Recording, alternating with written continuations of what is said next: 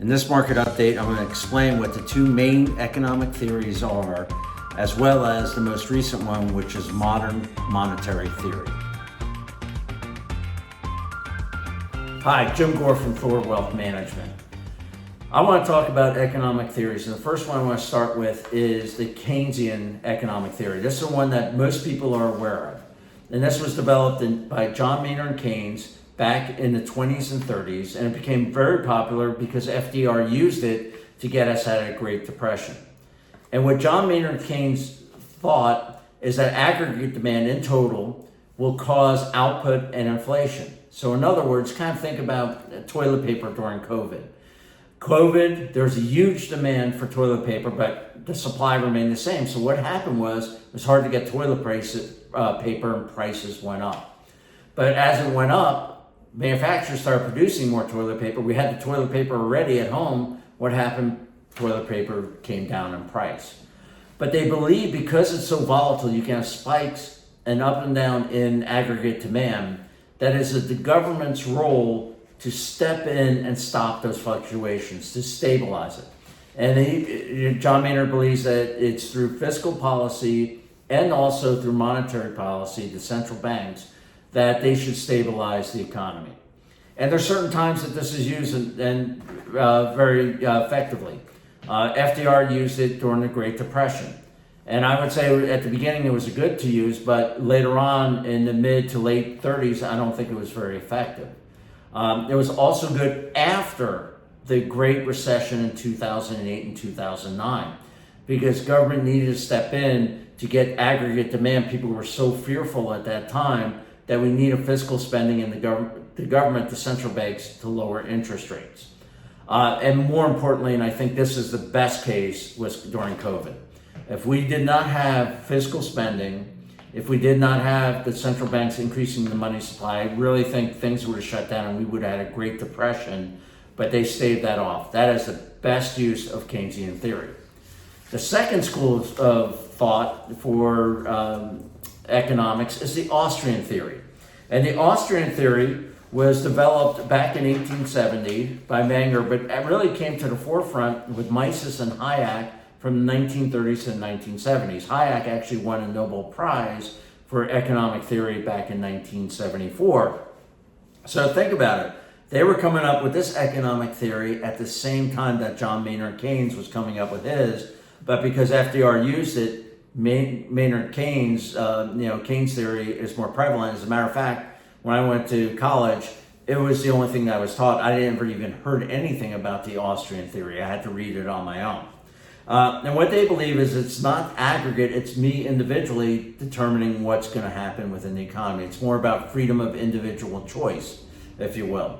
And one of the things that they believe is that the government should be out of it. They believe that the inflation is just caused by increase in the money supply.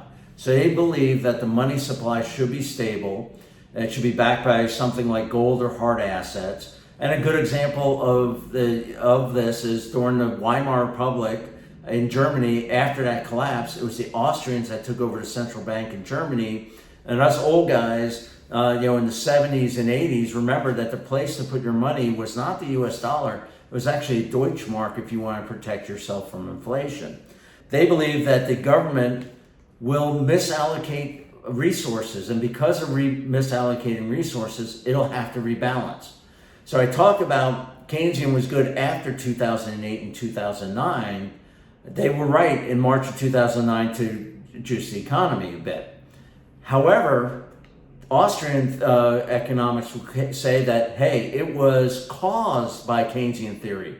And there was a misallocation of money that fiscal policy said, hey, we want to, everyone to have a mortgage and with nothing down. And so people allocated money to real estate. They misallocated money, bought many homes. And because of that, we had to see a rebalance of the economy. And that's what happened in 2008 and 2009. They believe it's caused by the government itself. The times to use Austrian theory is when the economy is doing well, like in the 1950s, also 1990 and 2000. I would argue today, because the economy is pretty strong, it's probably Austrian theory. We don't need additional government spending in this environment because the economy is doing well. By the government spending more, it's going to you're going to have misallocation of resources, and that's not going to be good. The third economic theory, and this is one that has come around really in the 90s and really has been juiced up in the last decade or so because of quantitative easing, is modern monetary theory. And what they believe is that large countries like the United States, Canada, Japan, they don't have to worry about their deficits. In other words, they can print as much money out there for the economy. And there's people in Washington that have that theory right now, and some of them pretty high up on the finance committees in the House and the Senate that believe that. So they believe that the large government debt doesn't mean anything. You can have as much debt as you want, print as much money as you want. They believe that if you have a surplus and low deficits, that could actually hurt the economy and make us go into a recession. They believe everything is coming from the government and just printing money. They believe that deficit spending will increase your savings. Yeah, it will increase your savings in your accounts, but when you go back to inflation, what you can buy, it actually hurts you. And they believe that unemployment is caused by government spending too little. Well, they might be right there because the last two jobs reports, most of the gains, if not all of them, were in the government sector, not in the private sector. So yes, it is being juiced up by the government. But modern monetary theory, which has been used the last couple of years by people to increase our deficits, is what I believe is the main reason why we have inflation right now. It's because they believe that you can have as much deficit, you can print as much money as you want, and it's not going to have any impact.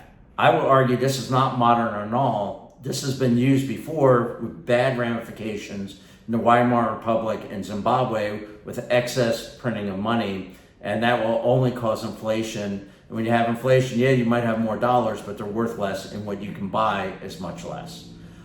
Interesting note here, if you're looking for these economists, whether Keynes or Hayek, to invest your money, Keynes in 1920 virtually went bankrupt. His friends had to bail him out, and in 1930 he lost a lot of money during the crash in 1929.